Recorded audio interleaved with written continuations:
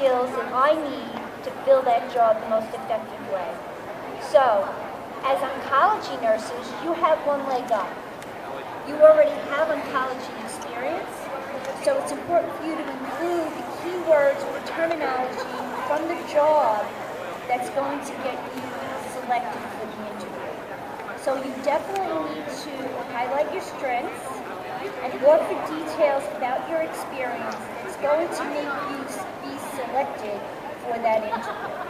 So you have to present the strongest image of yourself. So a resume is not a quick picture. You really do need to spend time on it. And so many of us will submit the same resume for every job that they apply for. How many people change their resume when they apply for a job?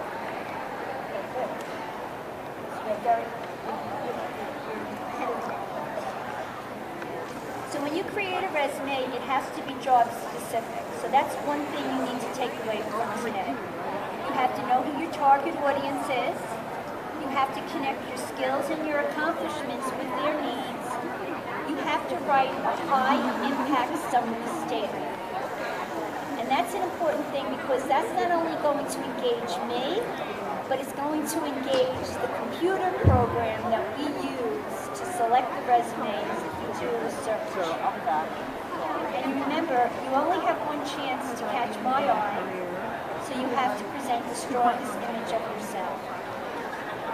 So again, the elements of a resume have expanded. So we have our heading, which would be our contact information. You would have your summary statement. You would list your experience and responsibilities. So your title and company, previous title and companies, your start and end dates, your accomplishments and your awards, because that again gives me a better picture of who you are, and your education and your certifications. If you don't have any certifications and you're actively working on it, you can include that under accomplishments or under education.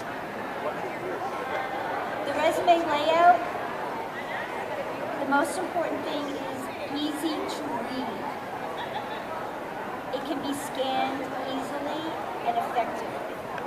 So again, most people submit a resume and a cover letter, and you should save it as a PDF document. When you print out your resume, you should always bring a copy with you when you come to the interview. It should be on white or off-white paper. I had actually interviewed somebody and they had submitted a resume to me.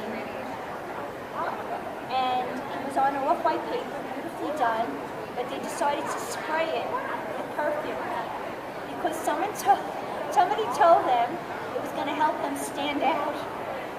Well, I never forgot the resume or the applicant. I mean, he was really trying very hard to stand out, but that was not effective. More effective is to have in your resume the skills that I'm looking for to fill that job. Okay? So you don't want to stand out in a bad way. You want to stand out in a good way. So again, your resume should be no more than 2 pages. So the more experience you have, the longer your resume is going to be. You don't have to squeeze it all in on 1 page. Okay, we can bring it up on the screen and read both pages. It should be a font of no greater than 12 point or no less than 10, because I need to be able to see it, not by putting 2 pairs of glasses on. Okay, each position should have at least 2 bullets, so I get a better idea. Unless you have a lot of positions, then just put the dates and the position. Explain your role and contributions. Don't emphasize your duties. A lot of people just take their duties from their job description and dump them into their resume. Really talk more about your outcomes. So you increase the efficiency of your team by 20%.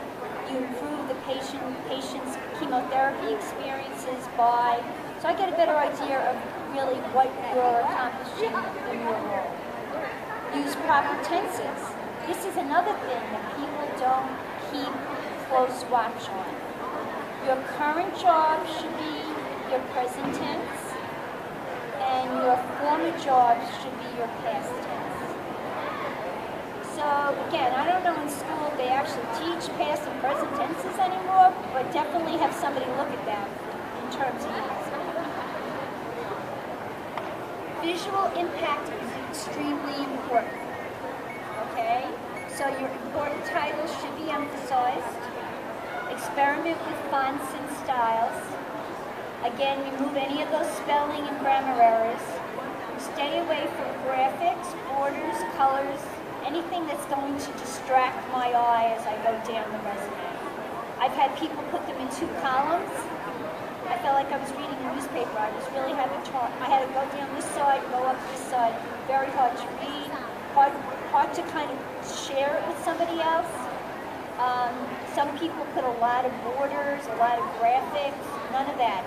Clean and simple. Use action verbs for your accomplishments and your results. And again, that neat, clean, professional appearance. So doing the following, always use concise and active writing.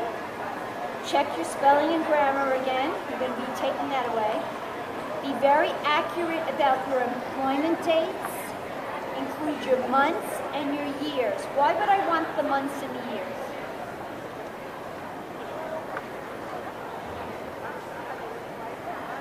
Okay, you can skew it. Yes, you can. It can be like you only work 1 month in the year, and that wouldn't really show up. You might be newly in that job and it wouldn't show up. And also, in terms of determining your salary, I don't want to have to ask you to resubmit your resume with the months in it. You should be very clear about what your months and years are, because that helps with actually compensation coming up with the salary for the job. Again, your resume has to be easy to read for the recruiter and also easy to scan for the computer. So again, people upload their resume to our webpage, and if the resume is very convoluted, the computer really can't scan it properly. And then we have a hard time downloading it. So be very careful about that. Focus on the skills and experience that are recent and relevant to your desired role. Okay? Do not include